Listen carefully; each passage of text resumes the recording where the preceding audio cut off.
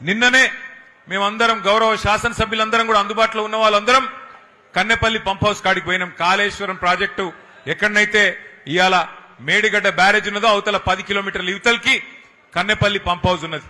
ఆడపోయి చూసినాం. దేశమంతా రాష్ట్రమంతానేమో వర్షాలు లేవు.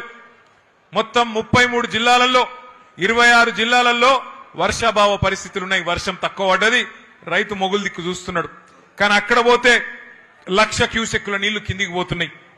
ఎందుకంటే KCR sir project Kaleshwaram project ఎక్కడ కట్టిండంటే మొత్తం ఎక్కడన్నా సరే కరువు ఉన్నా వర్షం లేకపోయినా గోదావరిలో ఏ పాయింట్లనైతే నీళ్లుంటాయో అగో గా పాయింట్ దేవులాడి లెంకులాడి అక్కడ ప్రాజెక్టు కట్టిండు. నిన్న అక్కడ పోయి చూస్తే 1,00,000 క్యూసెక్కుల నీళ్లు కిందికి సముద్రంలకు ఉత్తగానే పోతా ఉన్నాయి. అందుకే నిన్న పోయి అక్కడ విజ్ఞప్తి చేసినాం రాష్ట్ర ప్రభుత్వానికి. అయ్యా ముఖ్యమంత్రి గారు, నీకు మా మీద కోపం ఉంటే కేసులు పెట్టుకో, నీకు మా మీద కోపం ఉంటే ఏమన్నా చేసుకో, కానీ మా మీద కోపం రైతుల మీద తీయకు. ఇగో పంపు దగ్గర కన్నెపల్లి పంపు దగ్గర 1,00,000 క్యూసెక్కులు కిందికి పోతున్నాయి.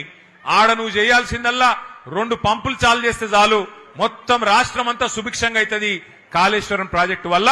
దయచేసి ఆ పని చెయ్యు అంటే చేస్తలేడు.